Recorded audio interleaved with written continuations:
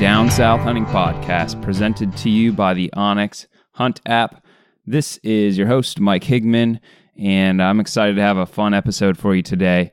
We talked to the guys from Southern Ground, and by we, I mean me all by myself. But it is Jacob and Andrew with us, and we had a really good time talking turkey quite a bit, and we also get into some deer hunting and kind of hunting philosophy and that kind of stuff. So I had a really good time talking to those guys, and I know you're going to like that. Sponsors real quick. So the deal is when Ab and I decided to start bringing on some sponsors, we really wanted to have it like more of a casual thing and not like a pitch at the beginning of the episode and everything. And we were just going to talk about different things we're using with it. Obviously, Hunting Gear Deals is my own business. That's easy for me to talk about. And OnX, when we brought them on, it's just going to be something we talk about. Well, now it's just me doing these intros by myself, and it's hard to have a casual conversation by myself about it. So let me just tell you this. It's summer scouting online time of year where you're starting to get on the computer and look at different areas. Go ahead and get the app now so you can start saving those spots right on the app you'll save them on the map on the computer, and that's going to connect to your phone. So when you bring the app up on your phone, it's already going to be all set up on there. So just want to give you a quick reminder about that. And to go along with Hunting Gear Deals, I'm still seeing deals with that popping up on Camo Fire where you can get it as cheap as, I think it was $17.99, so $18. That's like 30-something% off. That could be wrong. That's 40% off. So make sure you're signed up for Hunting Gear Deals email list so you see that come across your inbox when that's on Camo Fire, because those are just a one-day deal. A couple weeks ago, not this last weekend, not the one before that, I don't know, who knows. I went on a turkey trip. I got to bring my son with me. He is, if you got more than a few kids, it gets tough remembering ages, and the problem is it changes every year. So I feel like I know the numbers and they start changing on me, and I'm in like kid birthday season. So I forget what ages they are. Let's see. My son is about to turn 8. He's 7. So anyway, he got to go with me up on the trip. We went up to my dad's property up in North Florida. We hunted for a couple days and did not hear a single turkey. I know there's turkey in the area. We actually saw one sprinting away from us at one point. We were about 200 yards from the house, walking back to the house because he needed a bathroom break that we were not going to take in the woods.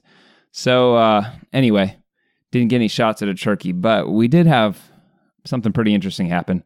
I took him out on the public lane some, and we walked down this old fire lane calling, just seeing if I could get some type of response, locate some birds.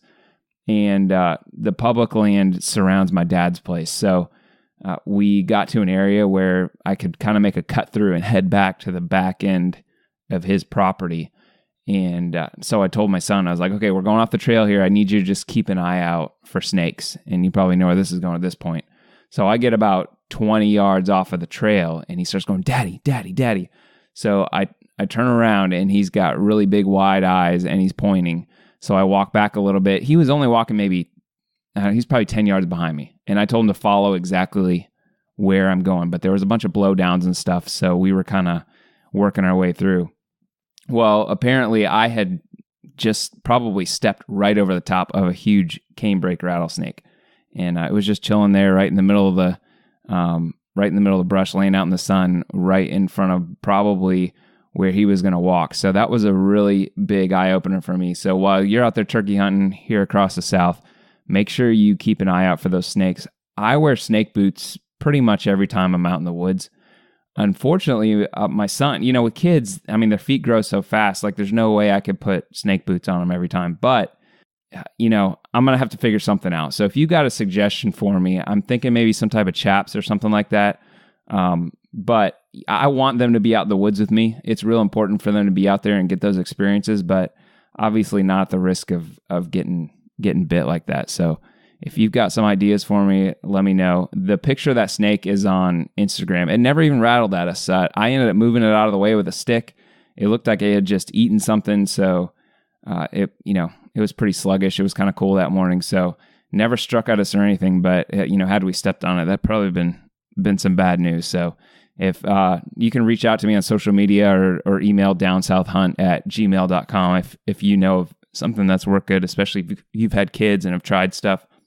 I got to think there's got to be somewhere I can get some used stuff like that on eBay or something. So, me being the cheap guy I am running hunting gear deals, I'm always looking for some cheap method to do it. But at the same time, I'm not trying to be so cheap my kids are at risk.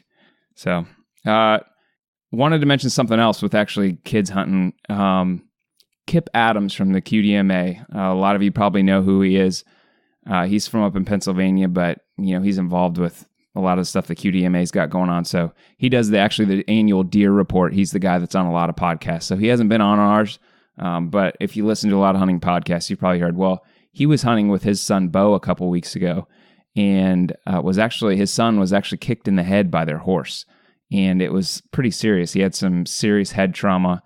And thank God he's on the road to recovery now, and he's doing a lot better. But there's going to be some therapy and some other things. So there was actually a GoFundMe campaign for him, and I know they've already exceeded the goal on that. But if that's something you're interested in giving to, I know you could just search GoFundMe Kip Adams. I'm sure that would come up. But I really want to encourage everybody just keep Bo and Kip and their family in your prayers. That's more important than a little bit of money you can give. And, he's got some things to do to recover. It sounds like he's going to be doing well. And I'm happy to hear that he's out of ICU. And like I said, there's going to be some therapy and stuff. So just keep them in your prayer. With me having a kid about that age, it really hits home. And I know that's got to be a tough thing to go through for him. So maybe you reach out and give him a word of encouragement or something too. Another thing is, so speaking of QDMA, I totally forgot for a while that I did these 5 quick questions. And while I was at the QDMA convention last year, I did interviews with a bunch of people asking them 5 quick questions about the upcoming deer hunting season. Obviously, we're past the season, but turkey season for me is over. So I'm already starting to think about deer season coming up. And I just wanted to start getting some of these interviews out because I think they're pretty interesting. So the first one is going to be Matt Ross with the QDMA. So let's go ahead and jump into that. My name is Matt Ross. I'm the Assistant Director of Conservation for the Quality Deer Management Association. I'm a licensed forester and certified wildlife biologist. All right, Matt, describe for me your favorite hunting spot. My favorite hunting spot is on a QDM cooperative that we're in our 10th year. It's on a white oak ridge. It narrows and pinches down. The terrain really pinches down so that I actually have a small white oak that I'm in with a hemlock next to it that I can climb up. I can shoot archery about 25 yards on either side, and the deer just walk the rim of that really, it's kind of a knife edge ridge going through the woods, and it leads to a destination production field that typically has beans or corn in it. It's a really good spot. All right. Can you tell me something unusual that's in your hunting pack? Something that's unusual in my hunting pack. This reminds me of an article we put on our website on QDMA.com several years ago. Had a very similar question. Answer is still the same as when I did that. I always, at the end of the summer, try to find some milkweed pods and let them dry out in the sun for a while, and I keep them in Ziploc bag. And I use milkweed to tell which way the wind is going. And I have a little satchel that straps to my leg when I'm archery hunting that I keep my rangefinder in. And that plastic bag goes right in that, and I can easily access the milkweed. That's a good one. I'm glad I don't have to answer these questions because you would have stole my answer. So when you think about hunting this fall, what is the first thing that comes to your mind? First thing that comes to mind when hunting this fall is I started a tradition last year. I have 2 daughters. They're little, 6 and 4, and our archery season opens on October 1st. And I told them last year that from here on out, I'm going to take my first hunt of the year, which would be our archery season with them. Obviously, with a 6 and a 4-year-old, that's a little bit different than going out and actually archery hunting. So, what we're going to do is, and what I did last fall was the week before we set it up in basically my backyard, a blind, a double bull blind. Just got it all set, and we went out and sat out there in the middle of the day for about an hour and a half.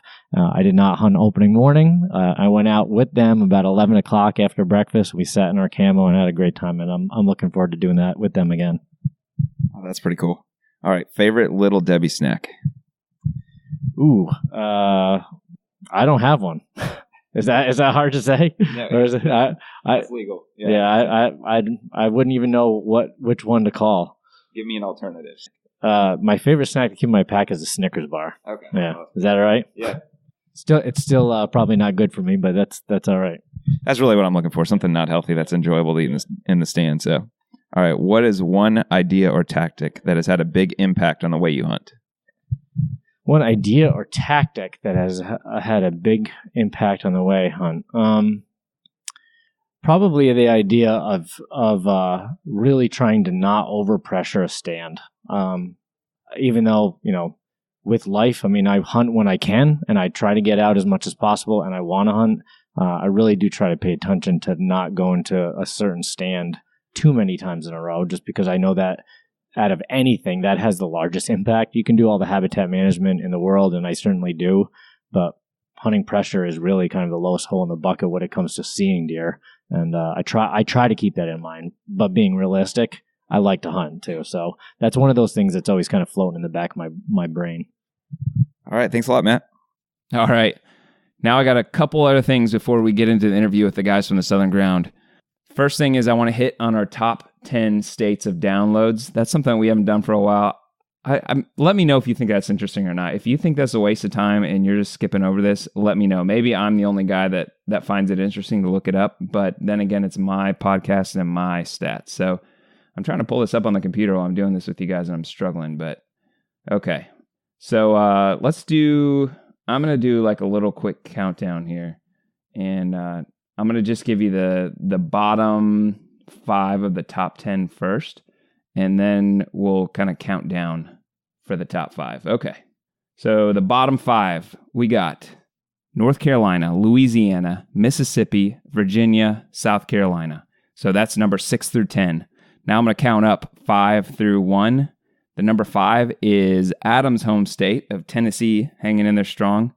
Number 4 is Alabama. That's where the guys we're talking to today are originally from, although Jacob has been moving around the South quite a bit.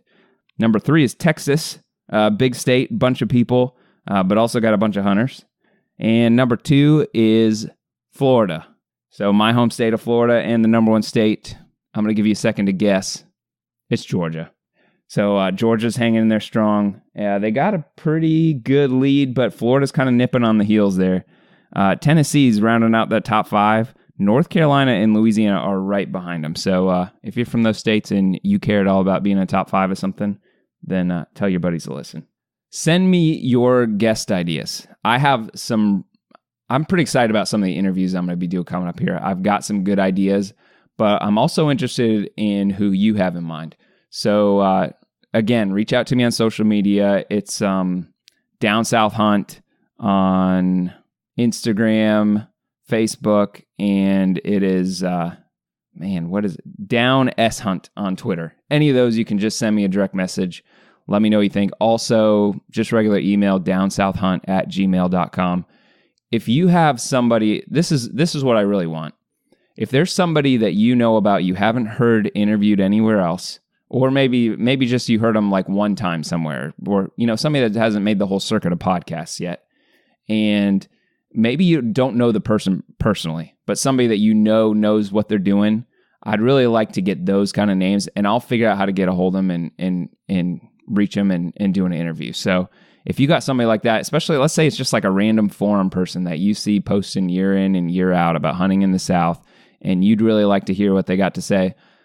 Sometimes I can tell you there's a few of those guys I'm trying to get on and haven't been able to yet, but I'm going to keep working at it for y'all. And but if you got somebody else I can put on that target list, let me know. And the last thing before we jump in that interview is if you would be kind enough to leave a review for me. I know most times you hear podcast hosts say, just leave a review on iTunes. And if you listen on iTunes, then please leave me the review there. We actually just got our first 1-star review. And I guess that was after Adam left. So I earned Down South Hunting the first 1-star in your review. So I would appreciate if you guys help me. The average is still great. I really appreciate. I know tons of you have already done it, and I really appreciate it. But if you don't listen on iTunes, just leave the review, whatever podcast player you listen on. And if you just listen on the website or something, just do it on Facebook. But that helps us out. It helps get the word out. It helps search rankings. It's just nice for you to do for us. So if you do that, I'd appreciate it. I don't try to bring it up too much because you hear it all the time. I hope you guys have more in your turkey season left than I do. And I hope you guys get some birds on the ground. Tag me on social media so I can share that. Tag me on Instagram. Or just actually the best thing is direct message me that picture. And I'll go ahead and share that post. And make sure you're following us there so you can see who else is killing stuff. And let's go ahead and talk to Jacob and Andrew. All right, I'm excited to have Jacob and Andrew from the Southern Outdoorsmen podcast and YouTube channel on with us. I met both of these guys at the ATA show this year. Had a great time meeting with them. I was on one of their podcasts for a little bit with the guys from Tethered, and knew I wanted to get together with these guys, and I think turkey season is a great time to do it. So welcome to the show, guys. Thanks for having us on, Mike. Yeah, Mike, we appreciate it. It's good to be here and good to talk with you, man. So we're excited. Yeah, it's cool to get to finally collaborate a little bit with you guys. So, we both been covering the South, and it's good for us to get together, I think.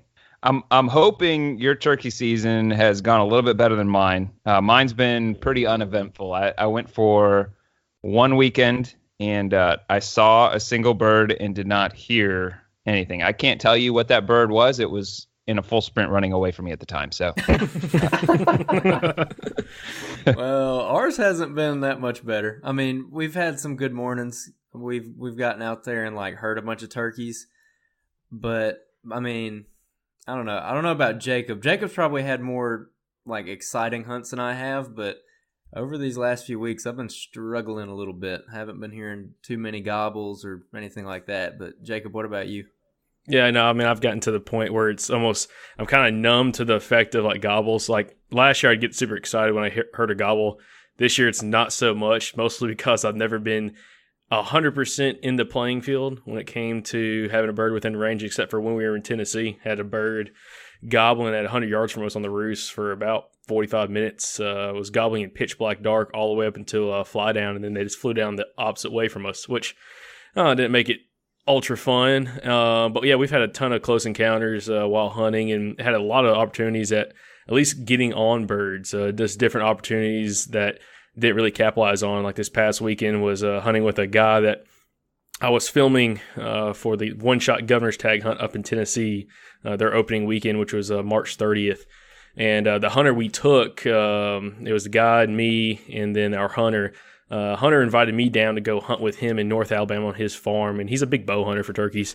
I've never really done it before, and we decided to run like that. And man, I probably heard more gobbles in one day than I've ever heard in my entire life. I mean, no joke, around 300 gobbles, but just could not get anything within range that would really want to play. So that was kind of upsetting, to say the least, because you have so many birds all around you just hammering, and you can't really chase them down with a bow. 300 gobbles didn't even kill a turkey. What are you doing? Oh man, hey, I tell everybody I'm just a bird watcher right now. So, anyway. Now, is that the hunt? You guys you guys have the YouTube channel, and you put one out where you were hunting with Rick Taylor. Is that the hunt you're talking about here? Yes. It was that hunt. At least that was the Tennessee hunt. So that was where we met Jeff. So Jeff was the hunter for that hunt. Had come up for that, and just a great organization to be a part of. And it was a fun hunt, dude. It was crazy. We had on that hunt in the scene where we're everyone's kind of crawling down the fence row and coming along this tree line. He had a gobbler about 25 yards from him on the other side of that little privet hedge. And if he could literally just lean out away from the edge, he could have shot it. And he had a hen, I think, at 7 steps from him as he was laying on the ground right there. I mean, it was a crazy hunt.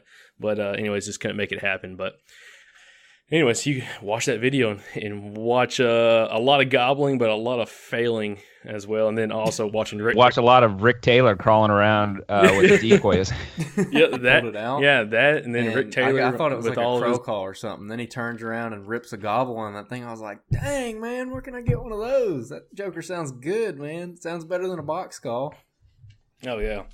Oh yeah, You got a pretty good little gobble So, call. but yeah, no, that's pretty much what we've been up to. So no, we have not killed any turkeys, but we've seen opportunities squeeze between our fingers and get out of our grasp while we've been hunting. Andrew's educating turkeys. I'm over here. I'm just trying to film them. It is what it is. I just haven't found any turkeys that are dumber than I am yet.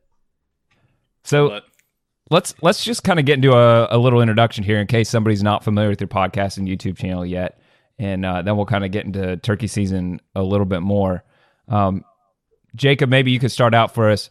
How did you get started doing Southern Outdoorsmen and the YouTube channel as well, as far as the podcast and the YouTube channel, and kind of what are your goals and what and where do you hunt?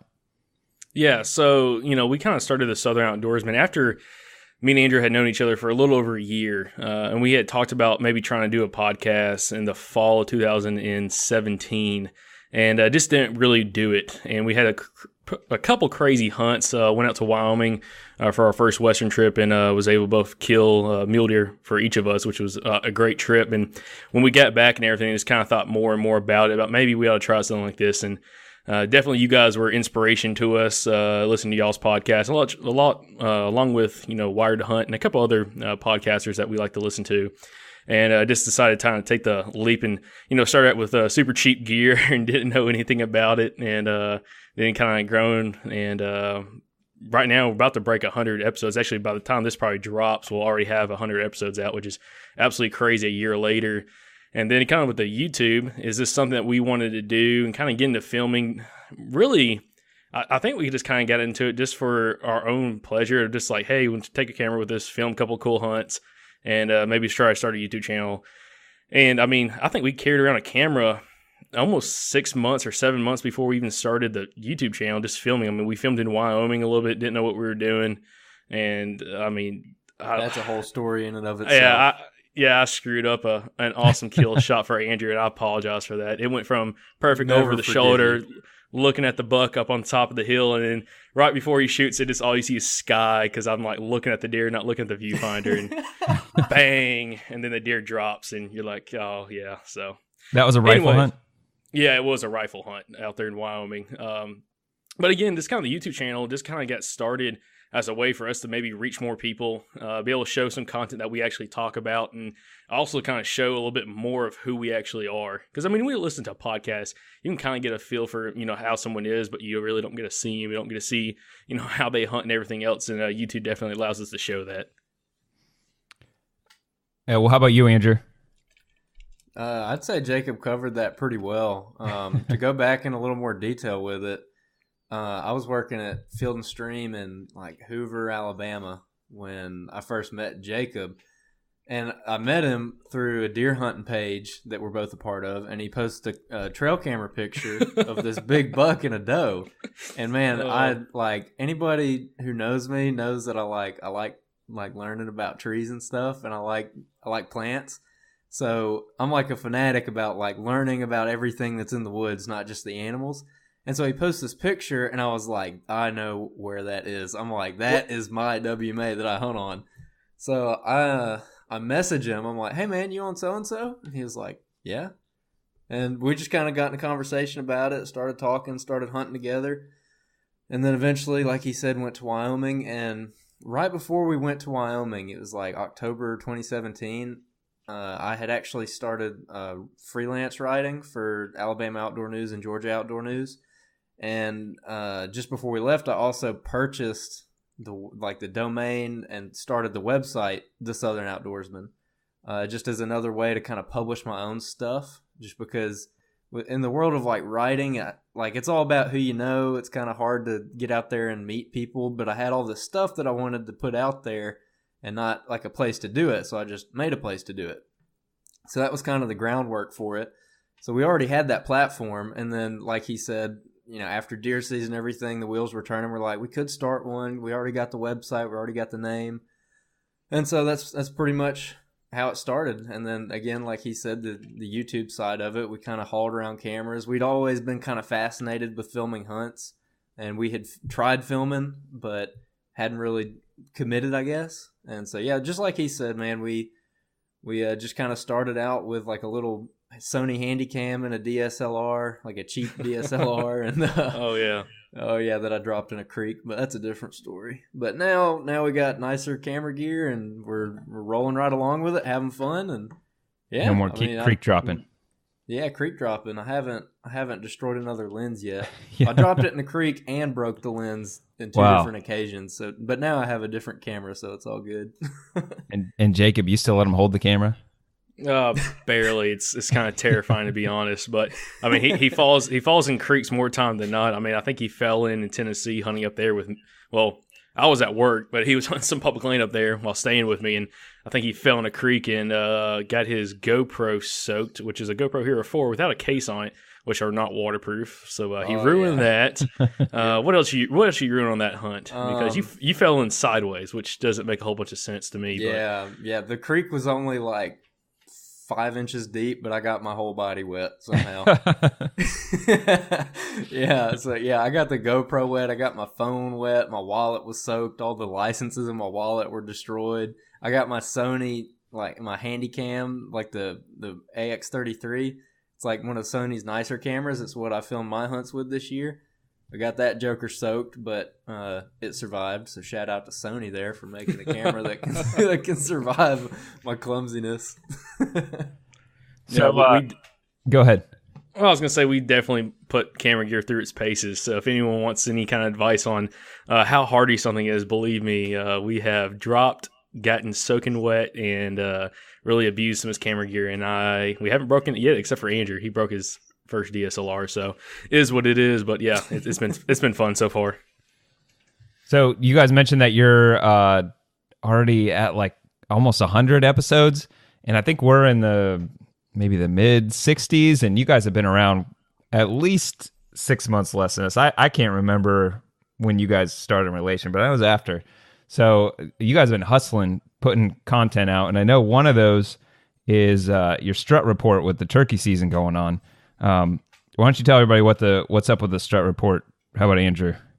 Well, the Strut Report is basically it's kind of changed a little bit over the course of the time we've been doing it. So last year and most of this year, it's been kind of a shorter episode where we've been basically interviewing people about turkeys in their area. Like, hey man, are they gobbling? Are they henned up? What are they eating? What's the weather looking like? What's something that's working right now? Like, what's a tactic that's working right now?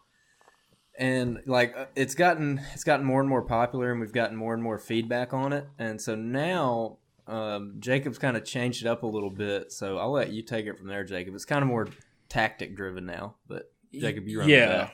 Yeah, so the Strut Report all started, I guess, a little over a year ago. So we started in 2018, in February 3rd or 4th of 2018, so right before NWTF.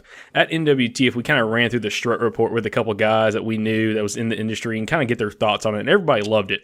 So we decided to run with it. And like Andrew said, it started out as a small, 15, 20-minute episode that we would add as a bonus episode that would drop every Friday during turkey season. And I would interview, 3, 4, 5 guys a week from a couple different states, kind of get an idea what's going on.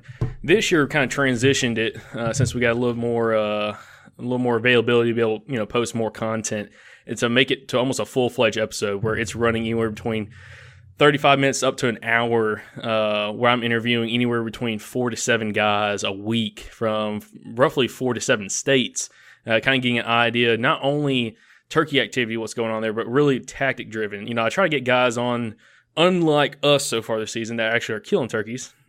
So just to kind of figure out what's working for them. And a lot of them, I like to mix in a lot of guys that hunt public land, just because public land is a little bit different from private, a little more fair game for everybody.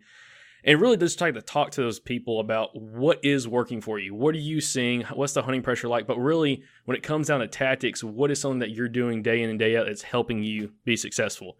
A lot of guys we've had on already tagged out, especially in Alabama and Tennessee and everywhere else. And then one of my favorite questions I like to leave off with each reporter is what's the tip you'd leave with the listeners?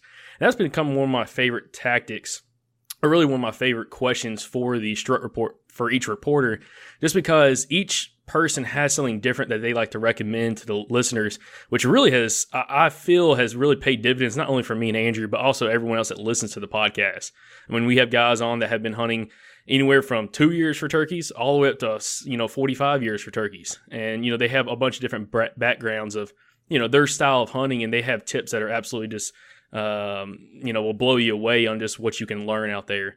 One thing that they always talk about, which me and Andrew both don't have, is patience when turkey hunting.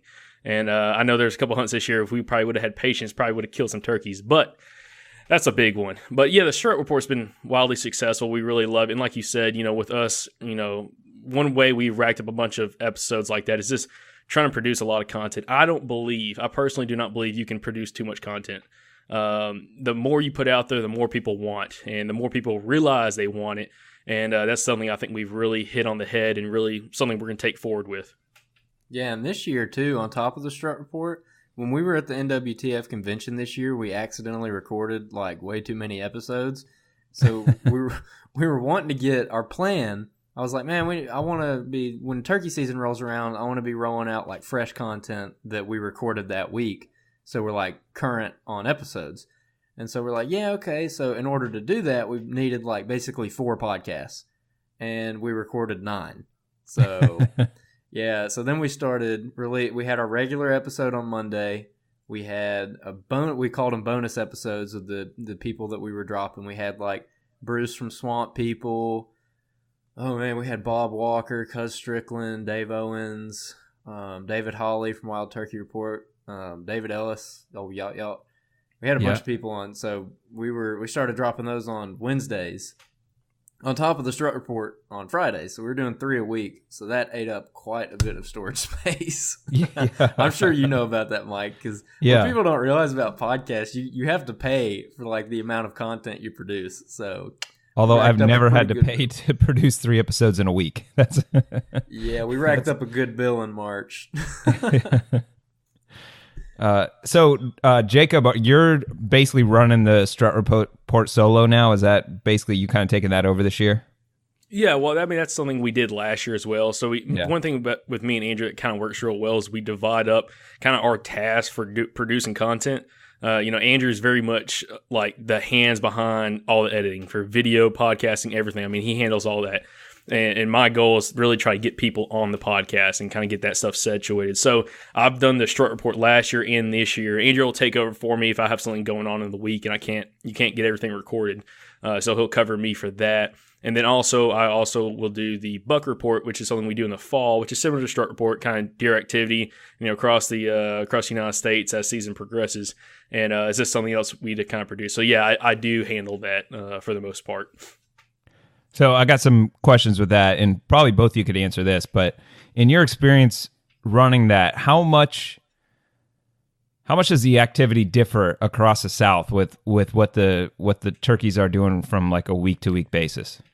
It can be huge sometimes, especially early season. Some places just will get hotter, just activity wise, way faster. When I mean activity for people listening is really just gobbling activity and just what the turkeys are doing during that time. I know early season, there were parts of Mississippi that were pretty hot compared to other places I would have on. And a lot of it's regionally. I tell people this isn't the most accurate depiction of what's going on out there, because we do have people around from different parts of the state. I mean, one county to another county could be totally different on activity. But this kind of gives someone an idea, mostly on the tactic basis, on what could be working for them that weekend, especially to all the weekend warriors out there. And then other times it can be very similar. Like right now, I mean, the whole Southeast is extremely hot. Tennessee's on fire. Kentucky's on fire. Alabama is absolutely on fire. Mississippi's on fire. I mean, Georgia's the same way, just because it's getting that much later in the season. By mid-April, early to mid-April, pretty much everywhere in the Southeast is pretty hot. South Carolina's the same way. And as it progresses, the states, that start opening up a little bit later in the season that are more, Midwestern states, upper, your states up in New England and out west, they start getting better and better as the season progresses. Like one of our buddies was just out in Kansas, and the birds out there, they would gobble pretty good on the trees. Second they hit the ground, it was kind of hit or miss. And they saw a couple hundred turkeys while they were out there hunting for 3 days. But the thing is, it's so cold out there, so early in the season. The hens are still, their turkeys are very flocked up. Hens are still not going to nesting yet, so they're still breeding. So really, the turkeys don't have to gobble a whole bunch, and activity's kind of slow. So just depends on where you're at in the season. I mean, in Florida was like that too. When Florida opens up the south zone, I mean, people are talking about how hot it was, and we're up here, season's not even in yet. So just depends on where you're at, man. So for the Strut Report, are you talking to people across basically the whole turkeys range, or are you trying to stick in the Southeast for the most part? Pretty much the whole range. I will go up to Pennsylvania and go up to Maryland, go up a little bit farther north as seasons start opening up a little bit later in April, and then go through most of the states in the Midwest and start to touch a little bit of the western states. Like I've got a reporter right now out in Colorado that I'll have on for this week, and a couple other guys. And then Texas is always a hot state as well. And the reason why I do that is because we have a lot of listeners, not just from the Southeast, but across the country that tune in for those episodes. So it's something that we definitely get a lot of feedback from people, not just in the Southeast, but across the state or across the country. Andrew, can you kind of give me an idea of what your goals were going into the season, and some things that you had as far as you wanted to do and how that's gone so far? And then maybe we'll get into some of the things you learned. Ooh, goals for the season were, I think my number one goal for this season was to kill a turkey in Alabama and Georgia, because I have a Georgia license this year. And so far, that has not happened. And also, we undertook trying to film this year, so that's kind of complicated things a little bit. But the season it hadn't gone how I thought it would. We had pretty good opening weekend. We heard some birds. We logged a bunch of miles, but didn't really get on anything, and then kind of struggled a little bit there. Some of my, old reliable spots that I was going to kind of lean on this year were drastically different than they were last year. A lot more pressure. So kind of had to improvise, go to different areas, and I've gotten close 2 times now where I didn't necessarily mess it up. It just didn't happen. Like I had a longbeard pitch down 40 yards in front of me, and I just couldn't shoot because there was too many palmettos in the way. Just stuff like that's been going on. So dude, I've been struggling a little bit. I ain't gonna lie. It's been a little aggravating. How many hunts have you gotten in so far? That's a good question. More than over 10, a dozen. for sure. Yeah, over a dozen. Probably more than 15. I've hunted a lot. That's tough, man. Yeah, it's been a lot. Now most of those hunts have been like short little morning hunts or afternoon hunts. It's mainly on the weekends. I'm getting out for longer periods of time, usually until about noon. But this Friday, I know that I'm hunting all day long, kind of back on my home turf where I'm from. So I'm hoping to have some luck up there on Friday. The weather looks kind of crappy, but I mean the turkeys live out there, so I know they're there. Just got to find them. And then has this been mostly public land? It's been all public land. Yeah. So yeah, just gotta keep grinding, man. It's turkey season. It's easy to get aggravated with them, but like I was getting all butthurt about not killing a turkey the other day, but I was like, you know what? I'm having a good time. This is fun. I'm getting to stretch my legs and go see some stuff. So it's not like deer hunting where I'm just swinging around in a tree for like 5 hours at a time. I'm getting to walk around and see things and, walk up over hills and do all that fun stuff. Have you tried knocking on doors at all for permission? Or are you pretty much like committed to stick with public? I have thought about it. I've literally never knocked on a door to ask permission. And I mean, the reason is like, I really like to roam, and I like getting in the big woods and stuff and just like stretching my legs like I was talking about before. And with the private land, I definitely don't have anything against it. Like I would go to private land in a heartbeat. But just like the effort of going and knocking on doors and hunting smaller acreages, because I mean realistically where I'm at, I'm probably not gonna get permission on anything over like 400 acres. And I mean, just for me personally, I like to turkey hunt on bigger spaces than that. So I don't know. I just haven't gone through the trouble yet. I mean, I might one day, but there's so much public around me that.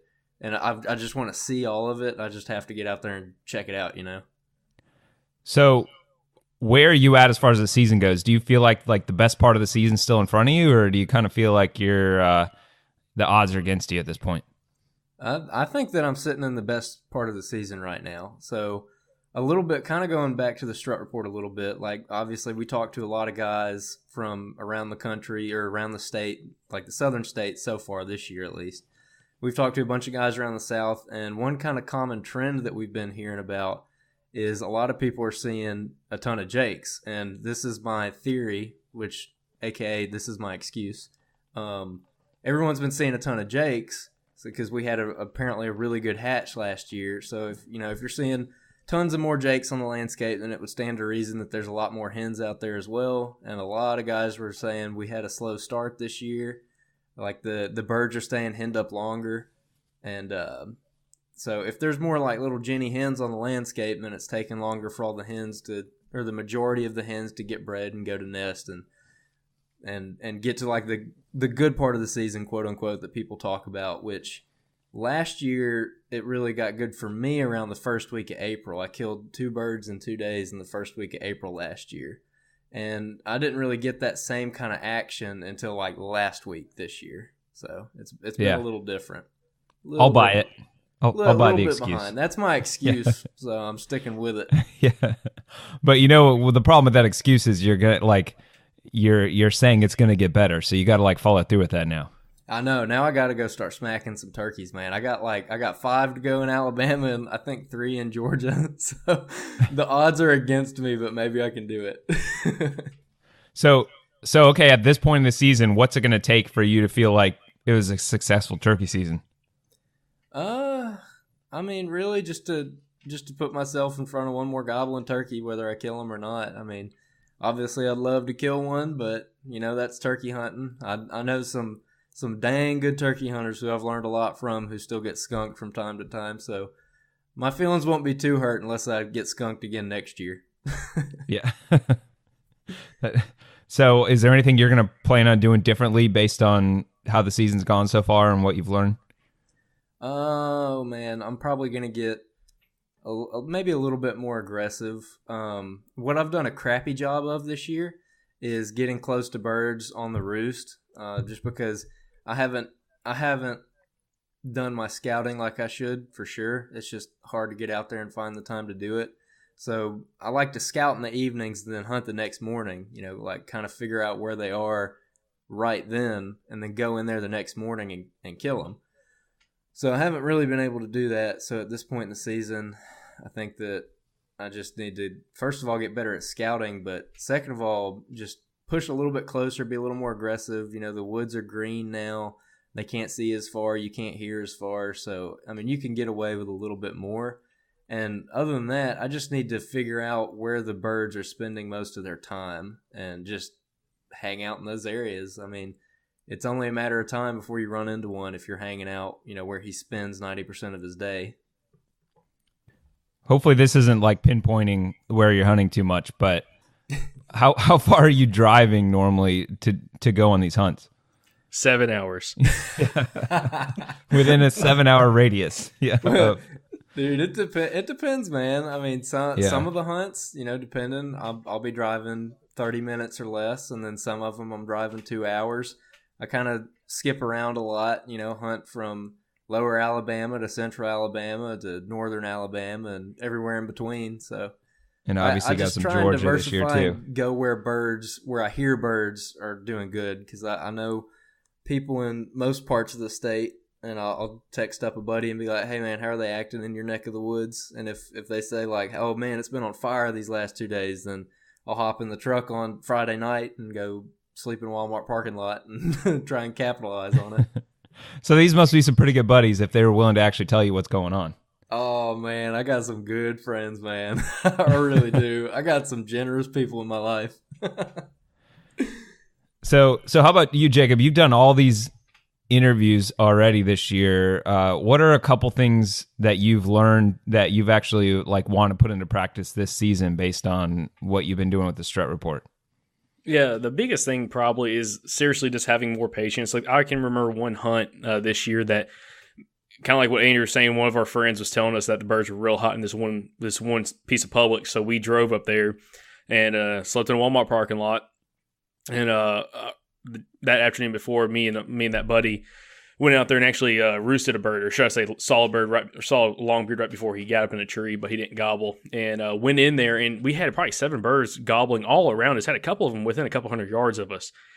And we decided to get set up on this hillside, and, within probably 30 minutes of us setting up, we saw some turkeys down below us.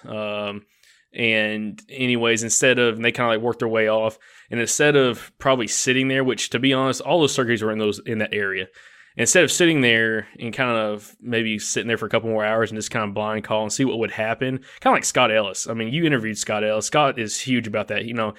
He's not all about the necessarily run and gun for turkeys. If he finds hot sign, he's sitting down and he's gonna call. He's gonna blind call. Yeah. And that's one thing that I've learned from talking to him so much is sometimes you just need to do that. And we did not do that. We actually left turkeys to go find turkeys, and 900 feet of elevation later, a couple miles later, almost dying, trying to come back out, and did not see a turkey. Let me tell you something that Jacob learned. We're sitting there set up by this field, and it's like kind of getting to be quiet, and it's kind of getting dead, and I just hear, and I look over, and he's cracking a Mountain Dew. I'm like, boy, you about to learn. You about to learn. And then, yeah, like you said, like 900 feet of elevation gain later, he's like, I think I'm going to throw up. Oh, man, that was bad, dude. Well, we walked up this one draw because we get cliffed out at one point, and we start I'm looking on OnX, and I see there's a saddle like up in front of us up this drainage. So we start working up, and dude, it's rough, and it's the hottest day of Alabama. It was like 83 degrees, high humidity. It was miserable. Carrying camera gear, heat, shotgun, all that kind of crap, and this so-called saddle was literally this. Okay, so I know you're a Florida State fan, so I don't know what their stadium looks like, but Alabama Stadium, okay, football stadium. This saddle looked like the freaking south end of that stadium. I mean, like straight up like a bowl. It was ridiculous, and I mean, it was high. I'm like, we're gonna have to sit down. We're gonna sit down and rest for a hot second, dude. It was rough, and got up over that, and you're like, oh yeah, we made it to the top, and you get to the top, and you see what you got to go back down the other side and go back up, and it was pitiful, but yeah, I mean, kind of getting back to your question, the biggest thing I hear time and time again from guys that absolutely kill turkeys on public and private land and do it and tag out is patience. And I mean, that's one thing that we've struggled with, especially when you get antsy, right off the roost, birds are, gobbling real hard, and they shut up, and you sitting there an hour and nothing happens, and then you're like, okay, I'm going to get up and start covering ground, where maybe you should sit there for another hour and just see what happens. Maybe those turkeys had heard you earlier if you were calling, and maybe they're kind of slowly working their way to you. Maybe they get the hens with them. But sooner or later, when they split off from those hens, they're going to go back to where the last time they heard turkeys or heard a hen, which if you were calling to them, they're going to come back there. And one of our buddies, Jared Smith, I mean, he is a believer in that. He tagged out in Alabama last year within, what was it, like 8 days of the season? Before April. Yeah, so he tagged out extremely fast. Half were on public, half were on private. This year he tagged out 4 on public, 1 on private, and got done before April 5th of this year. And his whole tactic is he doesn't call a whole bunch. He literally finds fresh sign. He sets up, he scratches on the ground, and literally slowly calls and just very softly calls. And he absolutely kills the crap out of turkeys doing that. And it's not the most fun way of hunting. I mean, if you got turkeys gobbling their heads off, it's way more fun to go chase after them, which, I mean, he'll do that. But when they're not talking, that's like, I definitely feel like when we struggle the most is when a turkey's not gobbling. Doesn't mean they're not there, by no means. I mean, they don't always have to be gobbling for, a turkey to be there, just common sense. But, just that mentality of like, oh man, I'm not hearing a turkey. I need to keep going until I hear one. Not always is the best choice. So that's the biggest thing, is just kind of sitting there and kind of working a spot like that. Another thing is scouting. I mean, a lot of these guys I hear that, again, are absolute killers, put in a ton of scouting. If they're hunting in their, within their state that they live in, do a lot of preseason scouting, trying to figure out where these flocks are before they start breaking up. And a lot of times, if you're in hill country, they're going to be lower down along these creeks and stuff. That's where a lot of the green up happens a little earlier in the season. And then kind of figure out where they're going to disperse to. And a lot of guys I know that do that kill a lot of turkeys. And then I see guys that go out of state, like I had a guy on for the Strut Report, Aaron Dorflinger from Arkansas. He came over to Tennessee, and he comes over to Tennessee every year. He tags out in Tennessee 4 birds in 4 days, okay, on public land. And I was talking to him because I was fascinated how he did that. And he said he killed most of his birds midday when most guys were leaving. So, his whole tactic was, hey, sit there all day long and just slowly work birds. And if you heard a bird early in the morning, I mean, he heard like 8 or 9 birds, literally stay in that same area and sooner or later get a bird working in range. That's what he did 4 days in a row. So it's stuff like that. I mean, dude, patience kills more turkeys than I think a lot of people give credit to, especially a lot of the old timers. I mean, there's a reason why these guys are killing turkeys with pheasant loads, okay? I mean, they're sitting there, they're patient, and they're letting that bird get close. So that's huge. These guys that are tagging out on public land, do you think most of them live like right there next to the land and they're hunting places they know like the back of their hand and they're spending a ton of time there? Or do you think they've got just really good tactics and they can go anywhere and do it? Do you see any like commonality with that? Yeah, so I think it's 2 things. You have 2 different types of guys. You have the guy, like you said, that lives close to this piece of public, and they just have more time they can put out there. Maybe they get off work in the afternoons and they can go out there and do an afternoon hunt, or they can go to work a little bit later, they can do a morning hunt. That definitely pays off with some guys. Other people I know that travel, over an hour to a spot but kill turkeys is maybe it's because they've had more time there. They've hunted in the past. They have an idea of where turkeys are at certain times of the year. They do a little bit of scouting if they can, and they just have an idea just from experience. I mean, it's very hard to do that when you're going to a piece of property you've never been to.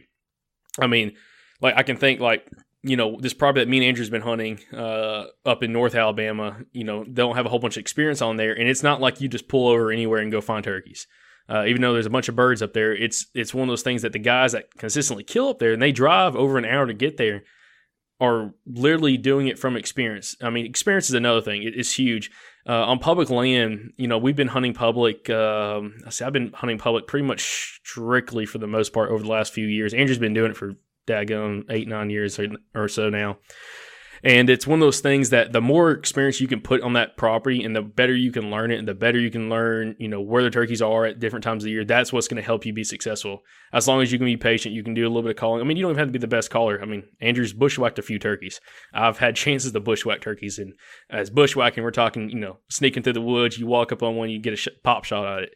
So, that's what really comes down to it. So, yeah, you get the 2 guys. You get the guys that stay close, they live close to public, they just have more time, they can slip out there and just kind of, fail until they hit it. Or then you got the guys that literally they'll travel and they just have experience out there and they know what to look for. And also they're probably doing something different. Kind of like Aaron, he was hunting a lot of midday, which a lot of guys aren't doing early season. A lot of guys early season, like in Tennessee opening weekend, most guys are hunting mornings and they're roosting in the evenings. That's it. So that tactic right there can really be, very beneficial for you. Yeah.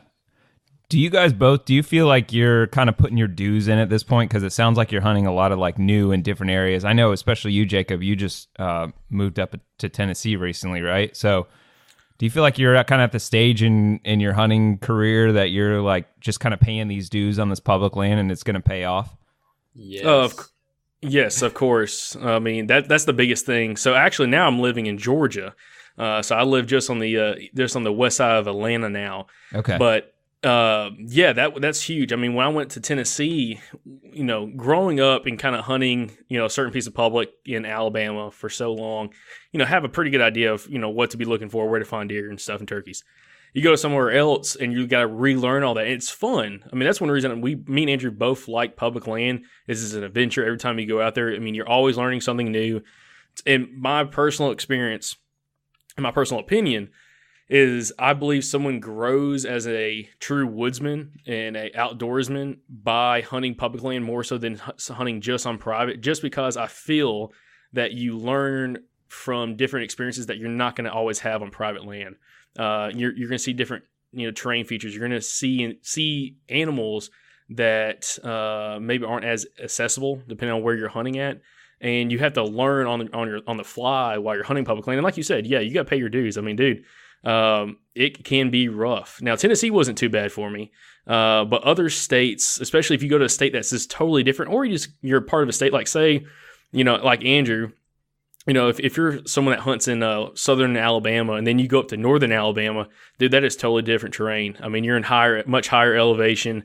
much steeper country, nastier country, and it's totally different. And stuff like that definitely can humble you very quickly, as we have found out. Yeah, I agree with that. And man, I've given this so much thought that with how much we travel and how much we bounce around, there's no doubt in my mind that it hurts us. Because if we were to just nail down on one area, and if I had focused all my effort on one single area like this year, rather than bounce around to, let's see, 1, 2, 3, 4. Like I've hunted probably like 6 different areas in Alabama this year, like 6 different like parcels of public land. If I had taken all that time and put it in one parcel, I probably would have done better. But kind of like Jacob said, going around to all these different places and kind of getting my butt handed to me in a like variety of terrains probably makes me a better hunter. I hope it does, but I'm having a lot of fun doing it at least. But I would definitely say this is the dues paying time. I ain't no Jared Smith, man. I ain't smacking 5 turkeys in like 2 weeks. For me, this applies more to deer season, but I've got a national forest that I hunt, and it's, I don't even know how many thousands of acres. It's probably somewhere around 100,000 acres. And something I struggle with is trying to stick in the same area. I kind of with what you're saying, I feel like I'd be better off if I stayed in the same 600 to 800 acres, Mm-hmm. But really, there's I always feel like, well, there's got to be something better than this. And I'm out looking for a better area and spreading my trail cameras out and that kind of stuff. So I don't know which one's better, though. It's fun to hunt different areas, too. Yeah, I mean, and I'll expand on that a little more, kind of going off deer season. Like, if anybody's listened to us, like, over deer season, they know that we've been trying really hard to implement, like, hunting beast tactics down here and really kind of figure out, if they're worthwhile here or how they work here, because they're definitely different than, how Dan Infalt is with his cattail marshes up north and everything. It's a lot different down here, but we've been trying it anyways.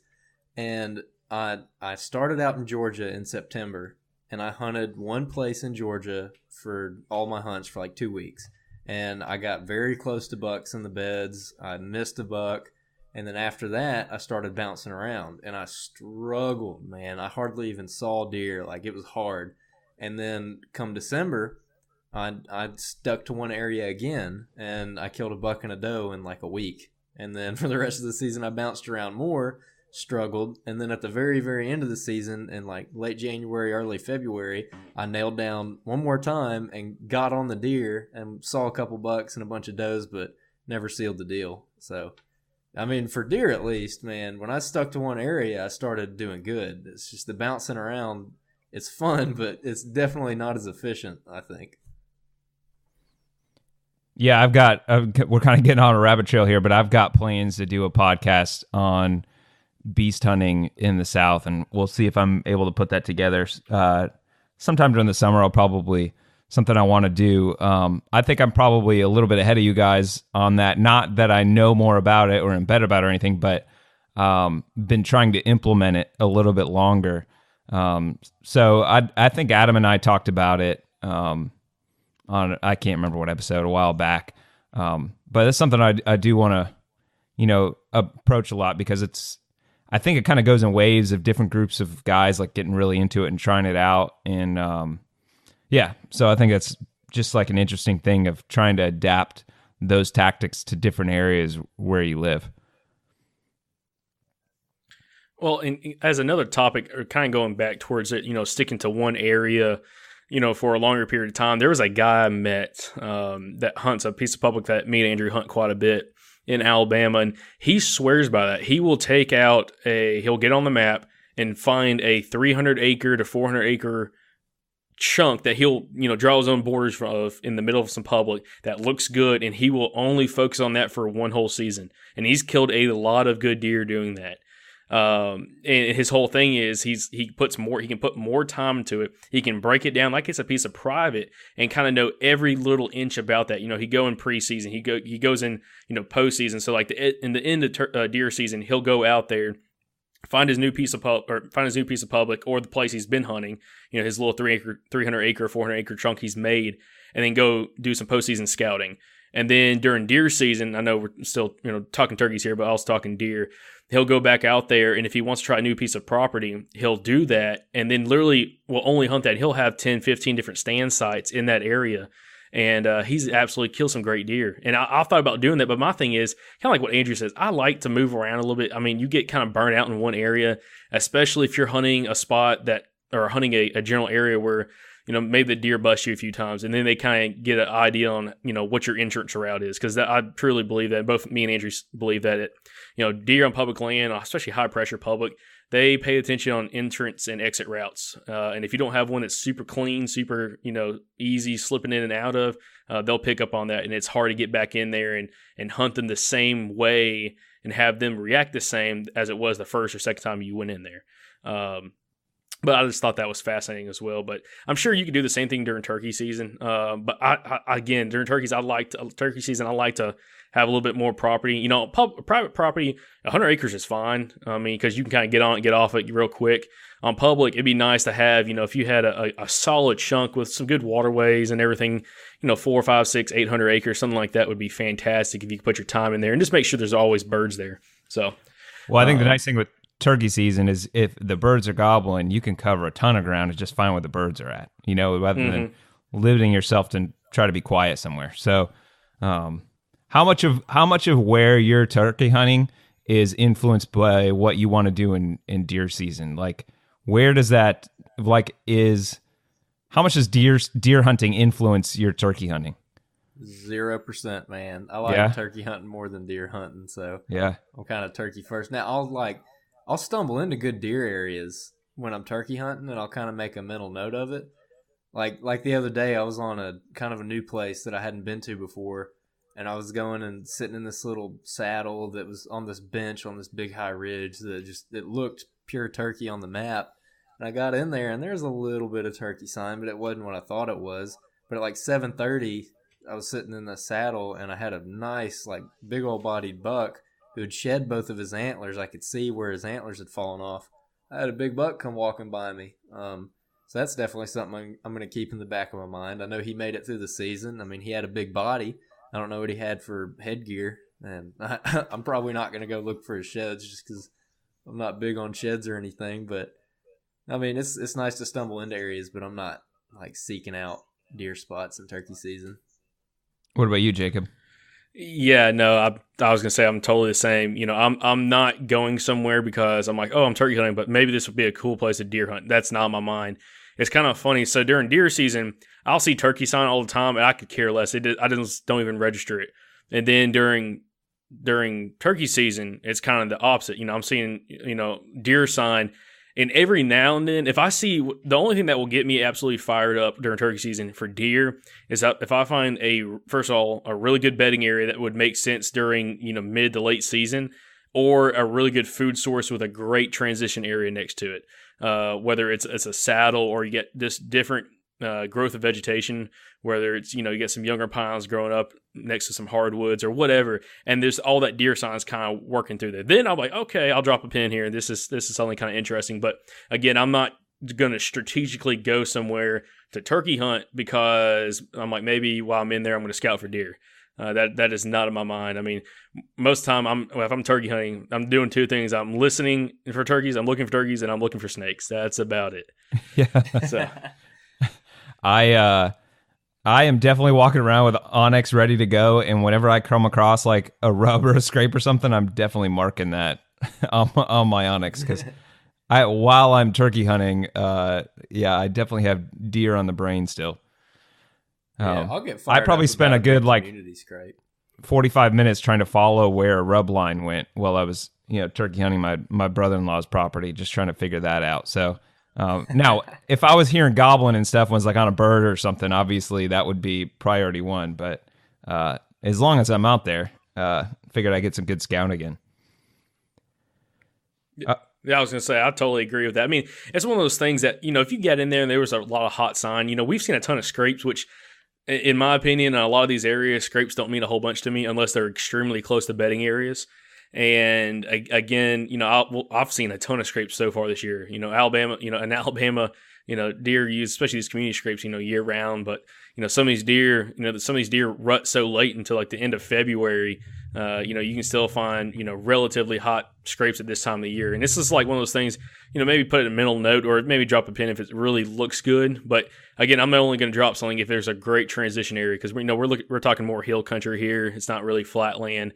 So if, there's a great transition that would make sense that, hey, a buck's going to be running this side of this ridge or going through this draw or, come up through this saddle, whatever, then I'm like, okay, I'll pay attention to that. But I don't know, man. I'll tell you what, Andrew's got me now distracted for this fall, because everything else he's got, he just announced to me that his fiance just bought him or is buying him an elk tag for Colorado.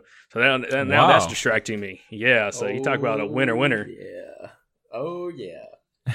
Yeah, man, she obviously has no idea what she's doing.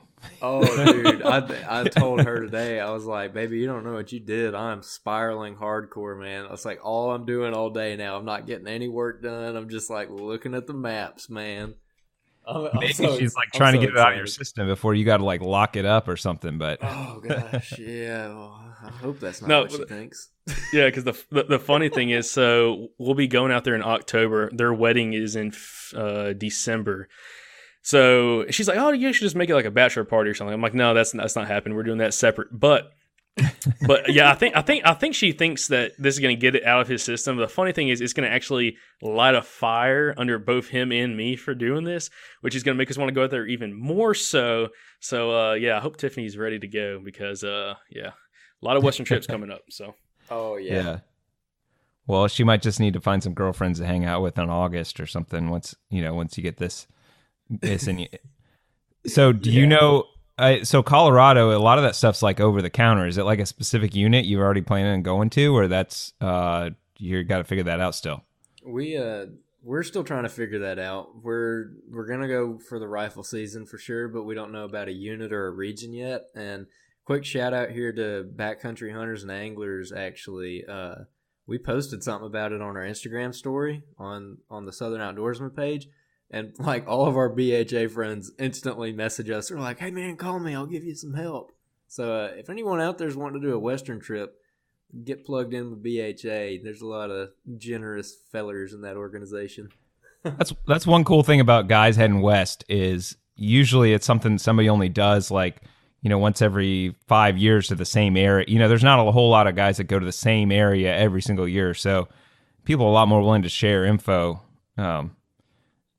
Not thinking they're going to have competition in the area, Oh, yeah, man. It's kind of like I'm sure that people do this to me, but like something I kind of do to people sometimes is if I have a spot that I like know is pretty good, or it was pretty good a couple years ago, but I haven't been there, I'll tell somebody about it just so they can go there and tell me how they did. So I'm like, oh, okay, that spot's still pretty good.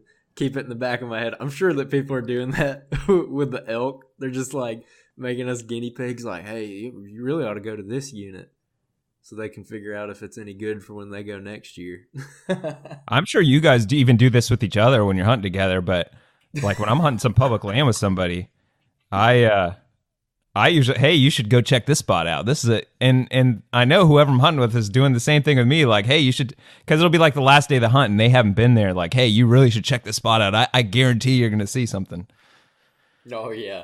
Yeah, I did that to a coworker of mine one time for his very first deer hunt.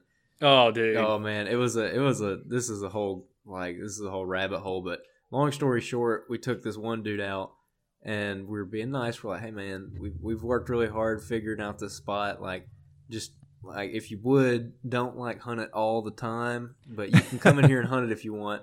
Man, dude didn't have a job. He was in there every daggum day smoking cigarettes in the tree stand.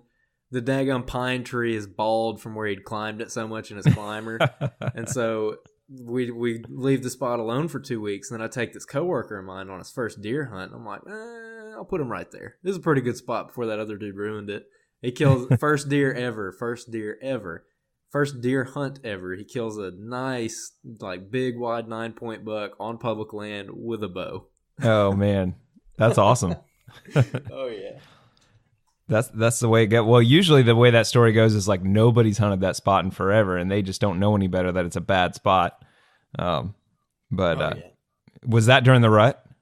Oh yeah, that was December 2nd, which for that particular area, that's kind of early rut. That's when things are really starting to kick up, and he caught Yeah, that. so you really never know. That buck might have, he might have been living 2 miles away when that other dude was wearing out the spot. So yeah, exactly. Yeah, he just got lucky, man. It's funny because he like I said, he'd never deer hunted before, and he hears this buck coming down through the saddle, and he thinks it's a person, and he was getting all mad. He was getting ready to stand up and yell at him because he thought it was a person, and then he saw antlers coming through the brush. He's like, "Oh my god!" you know what? Some of my biggest mistakes of when I've heard a good deer coming, thinking it's something else, because I've just been sitting there so long without hearing or seeing anything. Not thinking. I've heard, oh, it must be like a pack of dogs coming, or I had one time where it was a nice buck. I was like, man, there must like a cow walking in the woods. It's just not expecting. I guess that's one of those mindset things. Those, people that get it done every time probably don't make those kind of mistakes. Oh yeah, I got a squirrel that got me pretty good the other day. When he came in, this daggum squirrel came in behind me, dude. I was like frozen, like straight turkey ninja. Like squeezing up against this tree, trying to roll my eyes back to look to my right as hard as I could. And then finally I'm like, oh, it's a freaking squirrel. That's awesome. Well, it's kind of funny y'all say that about like the deer walking. See, I had the biggest buck I've ever seen ever while hunting on some public land up in Tennessee this year, and he snuck in on me. It was such a quiet, calm morning. He snuck in on me, and I didn't know he was there until I caught a glimpse of his rack coming through, just right up towards me. And man, that kind of blew me away. I was like, man, sometimes they can be as loud as they want to be, and other times they're just so quiet, and it's just, I don't know, they're just stealthy. Turkeys are the same way, man. Turkeys are the same daggum way. Yep. So I found with hunting near water, it seems like a lot of times they don't care about making a ton of noise in water, which I find surprising. But it does make it kind of fun to hunt near some type of water, because if that's the route they take, sometimes it can be real obvious something's coming. Good old swamp deer sloshing away. Yeah. So Jacob, something I always try to get different perspective on different areas in the South, because even though we cover mostly the South, like the South is a very broad term when you got like Florida, Alabama, all the way up to Tennessee, and you get the Carolinas and that kind of stuff. And you've been kind of like hopping around the states in the last couple of years. What are some differences that you see in say like Alabama, Tennessee, Georgia, the places you spent the most time, as far as the types of hunting and the terrain and that kind of stuff? Yeah, so the crazy thing is about the Southeast, people think about Southeast, like we did a podcast with John Stallone, podcast with the Hunting Masters he's out in Arizona, and he thought Alabama was all swamps, or he kind of made a comment that it seemed like that's what he was talking about. I was like, that's not true. Like as you go across the Southeast, you have everywhere from, swamps of South Georgia, Alabama, South Carolina, Florida, and then Mississippi, and then you go all the way up to, legit mountains in North Georgia. I was just in North Georgia yesterday, and it is legit. It reminds me of Wyoming, like all over again, except, where you're driving at, instead of being at, 300 feet elevation, down here, you'd be like 6,500 up in Wyoming. So, one thing I've really noticed is just kind of the vegetation, but really it's just like the elevation change. So like Alabama, central Alabama, you're hunting at most times right around, between 100 and 200 feet of elevation. Every now and then you might get to 300. You go to, middle Tennessee, it's similar to that. You can go to North Alabama, it's way higher. You're getting up to close to 1,300 feet. North Georgia, you're getting up way higher than that. I've hunted North Carolina, and North Carolina is pretty cool as well, it's very similar vegetation-wise, but you just kind of get a different aspect of this kind of like hunting style when it comes to like hunting, again, more like your mountains and your hills. Probably the thing that I've noticed the most is some of these states that have ag. A lot of people like to go to Kentucky for like whitetails because like all the ag. Oh my, they freak out. Oh my God, it's all the soybeans and corn. Oh my God, that's fine and all, but people don't realize how much agriculture is actually in Tennessee, which I just kind of let the cat out of the bag, but it is. Oh man, don't get me started. And especially if you can knock on doors. So Tennessee's got this August. They did it last year, and they're doing it again this year. It's the last 3 days of August, they have a velvet buck hunt, okay? Mm-hmm. So you go up there, even non-residents you can go, but it's only open on private land. So, there's tons of ag up there. You can hunt up there, and there are some giant deer in Tennessee. people go to Kentucky like, oh, big deer and ag. Dude, there are some giant deer in Tennessee. Arkansas is the same way. There are some giant deer. I've hunted Arkansas quite a bit. Arkansas is ridiculous. So, I mean, it comes down to someone can travel out of state. Talking about hunting different states and kind of what I've experienced. The cool thing about the Southeast, you could live, pretty much anywhere in the Southeast and go just one state over and have a totally different experience, hunt deer that are totally different from where you've hunted. Hunt bigger body deer. If I was going to hunt a bigger body deer and I lived in Alabama, I'd either be going to, probably Kentucky, Georgia, or Kentucky, Tennessee, or Arkansas for sure. You just get deer, pushing 200 pounds. Some areas getting a little bit heavier than that just because of the ag and also the minerals and everything. So there's a bunch of cool experiences someone can have while traveling, especially, again, just bouncing around the Southeast. A lot of people think they want to go out Midwest, get a Midwestern hunt. Arkansas has a true November rut. Tennessee, most of Tennessee has a true November rut or mid to late November rut. So there's a bunch of places you can go like that and experience that kind of style of hunting and actually, hunt someplace that not only, talking deer here, not only that the deer can be a more aggressive calling tactics work, but also the deer numbers are high. Tennessee is fantastic for that. Arkansas is fantastic, high deer numbers. So that's another cool thing. And then turkeys. Last year I think I forgot how many states I hunted for turkeys last year. I only killed one turkey last year. It was in North Carolina. But turkeys are easy. To bounce around, just get properties. Bounce around and get some public land. There's so much public land in the Southeast that you could bounce around for turkeys and be effective at it once you get comfortable understanding, a tactic that works for you. Whether it's hardcore running, gunning, more maybe the patient style is more your style or whatever. But you can do extremely well. Again, especially Tennessee, North Carolina, South Carolina, Georgia, Alabama. All those states are fantastic for doing that in. Yeah, I know you should be in a pretty good area for big bucks now. Oh my God, yeah. So so about that. So unlike Andrew, I am all about knocking on doors. I've done it for quite a while now. I have a pretty high success rate doing it. And he's got a lady in Tennessee, this old sweet woman in Tennessee that not only gave him permission to access through her property, she gave him permission to shoot turkeys on her property, which he's not taking advantage of. And he comes back to her house one day, leaving out from being on the public land, and she has baked him some cookies. Oh man. Dude, it's that ginger man, redheaded bow hunter, ginger bow hunter. She can't. Ladies can't stand it, man. You are a single guy, right? Oh, of course, man. But I don't know. She's a little too old. I think we've all seen that meme.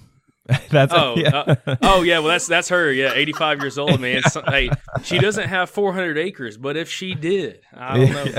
If she had some property in Iowa, we would. I don't know. There might be some hitching going on, but yeah. Anyways, so yeah. But kind of getting back to bake some good cookies. Oh, dude, for sure, peanut butter cookies. Watch out. So, yeah. But kind of going back to knocking on doors. So around Atlanta, everybody knows Atlanta as like freaking giant buck capital. Like if anyone watches Sequin Production, those guys, there's a couple other guys out here that are relatively popular doing these, urban bow hunting for whitetails. The Sequin guys, one of the guys, I forget their names. One of them, he killed his second 200-inch buck this year, and the dude cannot be older than 28 years old. He's not older than that. He's killed two 200-inch deer in his lifetime. All free range, just in the greater area of Atlanta, okay? Which is a huge area, by the way. But there's some giant deer. There was a guy, a friend of ours, I was talking to at this traditional archery shoot, and he actually hunts with one of the guys from Sequin. Actually, it's the one that killed that 200-inch deer. I think 214. And they were both hunting the same deer. One had a property that was across the creek, and the other one had the property across the other side of the creek. And they were hunting the same day for that deer when the other guy killed it from Sequin. And he had some photos. The guy I was talking to had some photos of the deer in velvet, and it's a freaking giant. And it's like everyone around here, you talk to people, you go to gas stations that people don't hunt, and you're like, oh, you seen a big deer? And everybody has a story about a giant buck in their front yard or something out here. It's ridiculous. They're absolutely everywhere. So that's going to be on the agenda this fall, is trying to get some more permission over the summer, try to get some properties out here to hunt on. Even if it's, an acre or half an acre, that's all you need. Shoot them close, man, and shoot them hard with a bow, and they're not going to go far. But I'm jacked about that. So let's say you start doing that and you get like I don't know, 3-4 properties that you get permission on, and you start getting some pictures of some good deer. Is that something you feel like you could focus on for an entire season? No, not even close. Not even close. So I've done this in the past in Alabama and hunted properties like this where 3-4 acres in an urban area, and the problem is people always expect people, either hunters or non-hunters that have no experience hunting urban areas, don't understand that they still do not tolerate human scent. They understand it in certain areas. So if you are up close to the house or whatever, where they're used to seeing and hearing and smelling people, deer are not going to freak out most times. The second you get back in the timber, they are totally wild, especially a doe, like an older doe. You might have a yearling doe or a yearling buck, like, might look up at you and they don't freak out and they kind of walk, but an older doe, buck, they just don't tolerate it. And the problem is these small properties like that, the deer really, like, all honesty, I truly believe, because I've seen it happen, they will absolutely pattern when you're coming in the stand, like time of the day, and they will go, quote unquote, nocturnal extremely fast. And when I say nocturnal is when you're hunting such a small property, the deer, they can stay off that property for quite a while until it's dark before they come out there. I mean, they're still moving around the adjacent properties. They're just not coming on that property. So kind of going back to your question, no, you can't really hunt the whole season with that many. If I had 3 or 4, I'd still be bouncing around a lot in public. And what I would do is strategically hunt them on certain weather fronts, depending if there's food sources in those properties. If it's a 1 acre property, they got a huge oak tree there, and I've gotten pictures of bucks, early season, they're like getting ready to go hit that oak tree, or they're hitting that oak tree, mid-September. I'm going to be there. If they're not coming or they're coming right at the end of shooting light, then I'm not going to wait there. It's one of those things that you kind of save a lot of the spots until it really gets good. And the thing is, when you're hunting these big residential bucks, you have 2 options. You either have to kill them early. In Georgia, you got to kill them while they're in velvet, or just after velvet, or they start roaming, and then you're going to have to try to. You can't really pinpoint during the rut. I mean, they're going to move all over the place. So during that time frame, getting closer to the rut, you have a chance to kill another deer, or maybe a couple other deer that you've never seen before. But the problem is, if you have a pattern of one, you got to kill him early on these small properties, which is fun. It's fun to do. It's not for everybody. Definitely not for everybody. A lot of people, like the peace and quiet of trying to go out someplace they don't hear people. Because, I've hunted urban places where I'm in a tree, I can see people taking their kids out to the bus, loading them on the bus. I can hear cars slamming, car doors slamming, dogs barking. I can see people getting ready to go to work, and it's crazy. And a lot of people don't enjoy that. But I mean, when you have a chance to kill a really big deer, it makes it extremely fun. That's actually kind of more what I was getting at is your mindset with it. Because I know the small pieces, of course, if you only got 3 acres, you can't hunt the whole season on that. But for you, if you were getting pictures of a big deer, and let's say you had opportunities to gain more permission, throughout a neighborhood, I just want to know, like, so you have the mindset where, hey, if I can kill a really good deer, and I'm not one to think like it's easy because they're residential, but it's definitely different. And I know you've done a lot of public land hunting, so obviously both ends of it. And it sounds like if you had the opportunity, if you had enough permission and lived in an area to know where the deer are at, that that would kind of scratch the hunting itch for you. Oh yeah, for sure. I mean, I still would hunt public land, especially out of state. But I mean, if someone like Seek One, when they have 40 or 50 or 60 properties that they can bounce around from, and they're running 25 to 60 cameras, you can do that. I mean, you can bounce around those properties the whole season, because I mean, some of them you'll never hunt just because I don't know if you've ever set 60 times during the deer season. The most I've ever done is 55. So if you got 60 properties and it's you and a buddy, y'all can kind of bounce around that the whole season. But the problem is it's extremely hard to get that number of properties, especially in a place like Atlanta. Most of these places out here have had people knocking on their doors. They've been harassed by other hunters. There's actually an organization of urban bow hunters in Atlanta that I believe if you join their organization and you go through like some classes and crap, you get special access to a couple different neighborhoods that only they can hunt, or somehow that works. I haven't done a whole bunch of research on it. So Atlanta's very full of these kind of style hunters, but Nashville is not. So Seek One has actually moved one of their guys to Nashville, and they've been hunting Nashville a lot more. Nashville is the next great Atlanta when it comes to giant deer. I mean, there are absolute monsters killed up there every year by cars, by people, by poachers. I mean, there's giant deer in and around the greater Nashville area.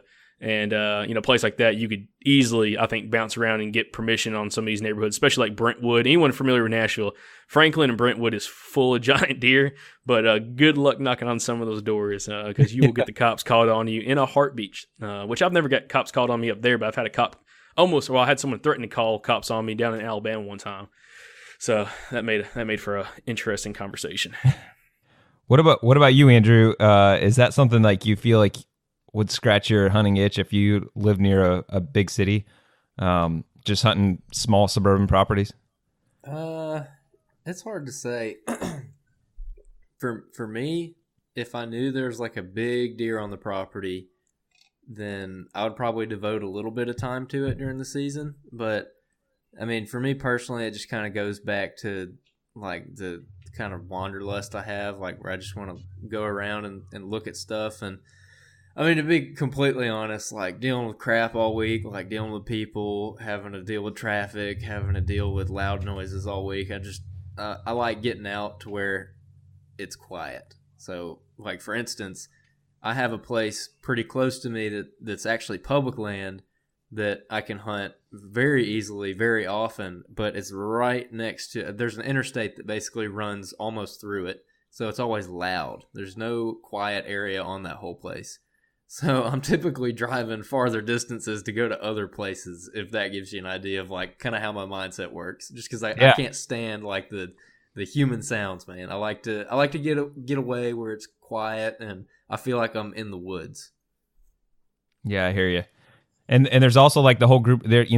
So you got the small property like that where somebody's getting permission. And then you got the guy who would rather, his interest is most in having his own small piece of property and developing that. And, there's definitely different styles for different people. And it's not like you have to choose only one. But I do think just different personalities kind of lean towards liking different things better.